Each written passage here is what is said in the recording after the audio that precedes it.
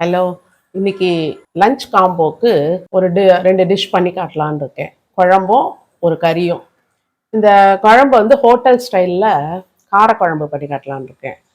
அதுக்கு கறி வந்துட்டு வாழைக்காய் பொடி மாஸ், இது ரெண்டும் இன்னைக்கு பண்ணி காட்டுறேன். இதுக்கு தேவையான சாமான்கள் என்னன்னு சொல்றேன் பாருங்க. ஏன்னா 1 ஸ்பூன் கடலைப்பருப்பு, 2 ஸ்பூன் தனியா, 1/2 ஸ்பூன் மிளகு, ஒரு 1/2 ஸ்பூன் ஜீரகம், ஒரு 1/2 ஸ்பூன் உளுத்தம்பருப்பு, ஒரு 1/4 ஸ்பூன் வெந்தயம். அப்புறம் இது வந்து ஒரு 4-5 பேர் திட்டத்துக்கு சொல்றேன். சோம்பு 1 ஸ்பூன். எல்லாமே நான் இந்த மாதிரி எவர்ஸ்ஃபில்லர் ஸ்பூன்ல அளவு சொல்றேன். இந்த எலுமிச்சம்பழம், நல்லா பெரிய எலுமிச்சம்பழம் சைஸ்க்கு புளி. இந்த சிகப்பு மிளகா வந்து ஒரு 8 மிளகா எடுத்து வச்சிருக்கேன் காரத்துக்கு. கருவேப்பிலை, ஒரு பெரிய தக்காளி பழம், அதை கட் பண்ணி வச்சுருக்கேன். அப்புறம் சின்ன வெங்காயம் நல்லா ஒரு 25-30 இருக்கும், அதை கட் பண்ணி வச்சிருக்கேன். தோலை நீக்கி எடுத்து வச்சிருக்கேன்.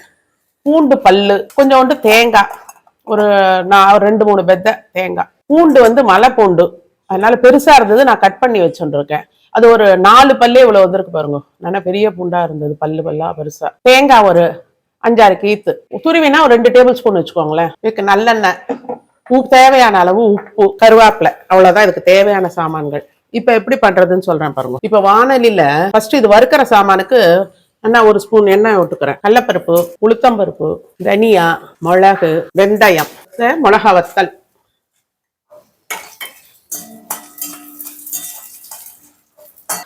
இந்த சோம்பு இறக்கிறதுக்கு முன்னாடி அந்த ஜீரகம், அவ்வளவுதான் எடுத்துடலாம். அது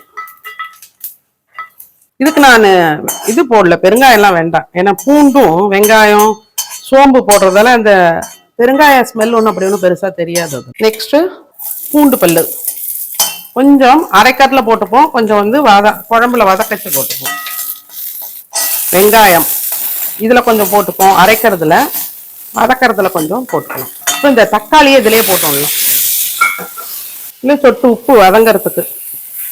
இந்த வெங்காயமும் தக்காளியும் போதும், இவ்வளவு வதங்கிருக்கு இல்லையா? இதை எடுத்து ஆற வச்சிருவோம். இதை எடுத்துட்டு வானலியில அப்படியே நல்லா எண்ணெய் ஒரு 2 டேபிள் ஸ்பூன் விட்டுக்கலாம். காஞ்ச உடனே கடுகை தாளிப்போம்.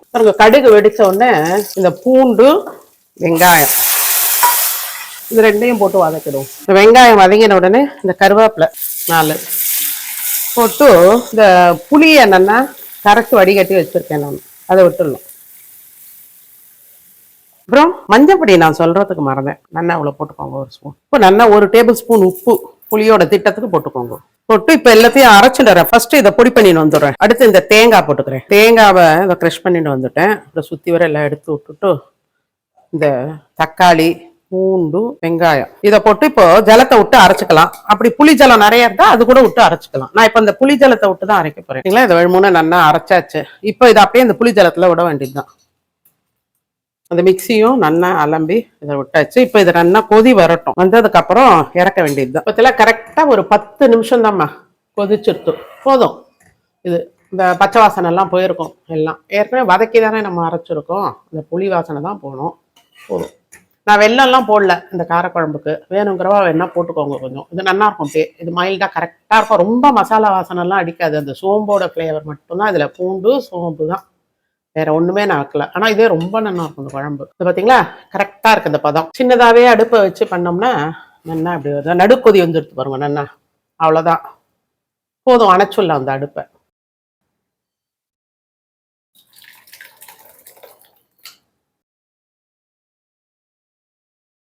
இதுக்கு நான் மாவெல்லாம் எதுவும் கரைச்சி விடலை. ஏன்னு வச்சுக்கோங்க, இந்த பருப்பு இதெல்லாம் அரைச்சி விட்டுருக்கோம் இல்லையா, தேங்காய் அதெல்லாம், அதனால அந்த திக்னஸே அதுக்கு போதும். எல்லாரும் இதை ட்ரை பண்ணி பாருங்க, நிஜமாவே ரொம்ப நல்லா இருக்கும். அது ஹோட்டல் ஸ்டைல் பண்ணியிருக்கேன் நான் இன்னைக்கு. இப்போ இந்த வாழைக்காய் பொடி மாஸ் எப்படி பண்றதுன்னு சொல்றேன் பாருங்க. அதுக்கு தேவையான பொருட்கள்: வாழைக்காய், பச்சை மிளகாய், இஞ்சி, எலுமிச்சம்பழம், உப்பு, புளி கொஞ்சம், தேங்காய், தாளிச்சு கொட்டை எண்ணெய், பெருங்காயம், கடுகு, உளுத்தம்பருப்பு, கருவேப்பிலை 4, கொத்தமல்லி கொஞ்சம். அதான் இதுக்கு தேவையான பொருட்கள். இப்போ பாருங்க, இந்த வாழைக்காவை அடியும் நுனியும் கட் பண்ணிடலாம். அலம்பி வச்சிருக்கேன்.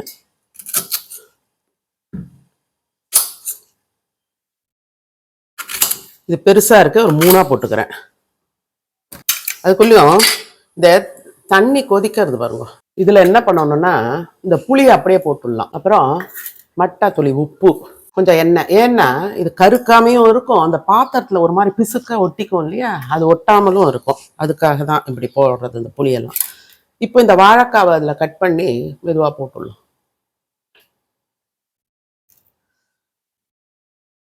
இதை நல்லா கொதிச்சு வேகட்டும். தோல் எல்லாம் நிறம் மாறும். அப்போ மாறின உடனே எடுத்துடலாம். ஒரு 10 நிமிஷம் கூட ஆகாது. இதுக்கு குக்கரில் வைக்கிறவா வைக்கலாம். ஆனாக்க அது சம்டைம்ஸ் நல்லா குழஞ்சி போயிடும். இது 3/4 வேக்காட்டில் நம்ம எடுத்து துருவினா தான் நல்லா வரும்.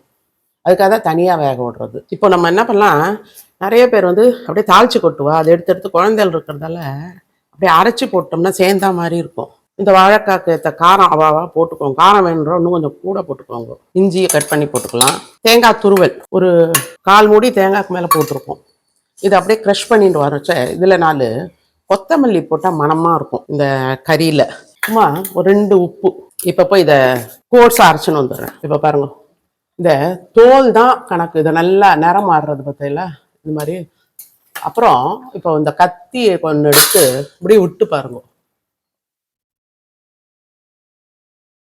இப்படி இது பார்த்தீங்களா, இப்படி உள்ளே போகிறது. இதுதான் 3/4 வேக்காடு, அவ்வளோதான்.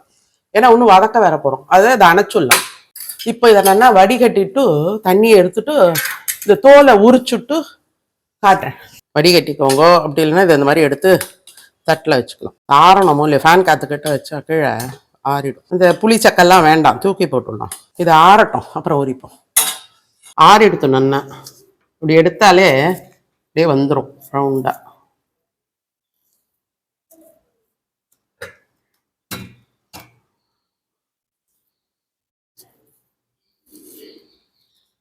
இது மாதிரி கொஞ்சம் அழுத்தமாக இருக்குது பார்த்தீங்களா. 3/4 வேக்காட்டில் இப்படி இருந்தால் தான் நல்லா துருவ வரும் உங்களுக்கு. மேலும் ஆறினா தான் நல்லா துருவவும் வரும் ஃபஸ்ட்டு. இப்போ பாருங்க, நான் எல்லாத்தையும் உரிச்சுட்டேன். இது இந்த மாதிரி பெரிய கண் இருக்க துருவியாக எடுத்துக்கோங்க. அப்போ தான் நல்லா கண்ணுக்கு தெரியும் இல்லையா. இப்போ இதை வச்சுட்டு இதில் அப்படியே துருவ வேண்டியது தான். மெதுவாக துருவணும். அழுத்தி துருவினா மொத்தையாக விழும். மெதுவாக அப்படி பார்த்தீங்களா, எப்படி உதிராக வந்திருக்கு. 3/4 வேக்காடாக இருந்தால் தான் அப்படி வரும். இல்லைன்னா மொத்தையாக விழும். அப்படி ஆளை உங்களுக்கு இந்த மாதிரி வரல, மொத்தையாக இருந்தாலும் பரவாயில்ல. அதனால ஒன்றும் இல்லை, கறியை போட்டு பெரட்டும் போது சரியாயிடும். இது நல்லா உதிராக வந்துடும். இப்போ இதை கறி பண்ணலாம் வாங்க. இப்போ பாருங்கள், இந்த வானலியில் நல்லா 3 டேபிள் ஸ்பூன் தேங்காய் எண்ணெய் விட்டுருக்கேன். உங்களுக்கு குக்கிங் ஆயிலே போதுன்னா விட்டுக்கோங்க. இது கொஞ்சம் தேங்காய் எண்ணெயில் பண்ணால் நல்லா மனமாக இருக்கும். எண்ணெய் காஞ்சதும் கடுகு வெடிச்சதுக்கப்புறம் இந்த அரை உளுந்து போட்டுக்கலாம். கறிக்கெல்லாம் அரை உளுந்து போட்டால் நல்லா இருக்கும். இந்த பருப்பு செவந்துடுத்து. இப்போ நல்லா பெருங்காய பொடி நல்லா 1/2 ஸ்பூன் போட்டுக்கலாம். போட்டுன்ட்டு கருவேப்பிலை, அப்புறம் இதுக்கு தக்கன உப்பு இந்த எண்ணெயிலே போட்டுருங்க. அப்பதான் சேர்ந்தா மாதிரி இருக்கும். லெமன் வேற பிழிய போறோம், அதனால ஒரு 1/4 ஸ்பூன் போட்டுக்கோங்க. அப்புறம் இந்த பீச்சி வச்சிருக்கோம் இல்லையா, இந்த வாழைக்காவை இதை போட்டுருங்க. இந்த எண்ணெயிலே உப்பு போட்டா தான் சேர்ந்த மாதிரி இருக்கும். ஏன்னா இது வந்து ஒரு இதுவா இருக்கு இல்லையா, இதுல அங்க எங்க ஒரு இடத்துல ஜாஸ்தியா இருக்கும், ஒரு இடத்துல கம்மியா இருக்கும். அதனால தான் அந்த எண்ணெயிலே உப்பு போட்டுடணும். இப்போ நம்ம அந்த தேங்காய், இஞ்சி, பச்சை மிளகாய் அதை மிக்சியில் போட்டு எடுத்து வச்சிருக்கோம் இல்லையா, அதை போட்டுருவோம். அடுப்பை சின்னதாக தான் நான் வச்சுட்டு இருக்கேன், இல்லாட்ட ஒட்டிடும்.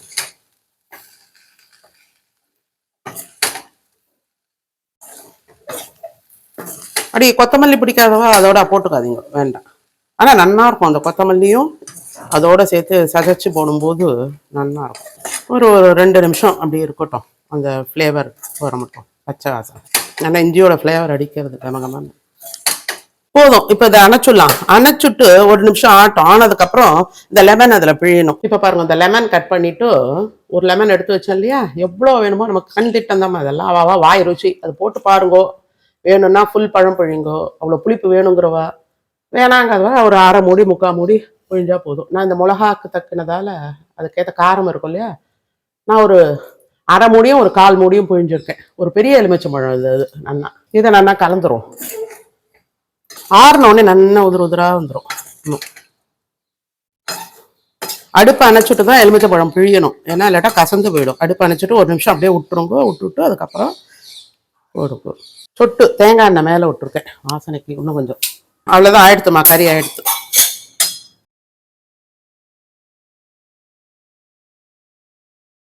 என்னோட வீடியோஸ்லாம் உங்களுக்கு பிடிச்சிருந்தா லைக் பண்ணுங்க, ஷேர் பண்ணுங்க ஃப்ரெண்ட்ஸ் அண்ட் ரிலேட்டிவ்ஸ்க்கு.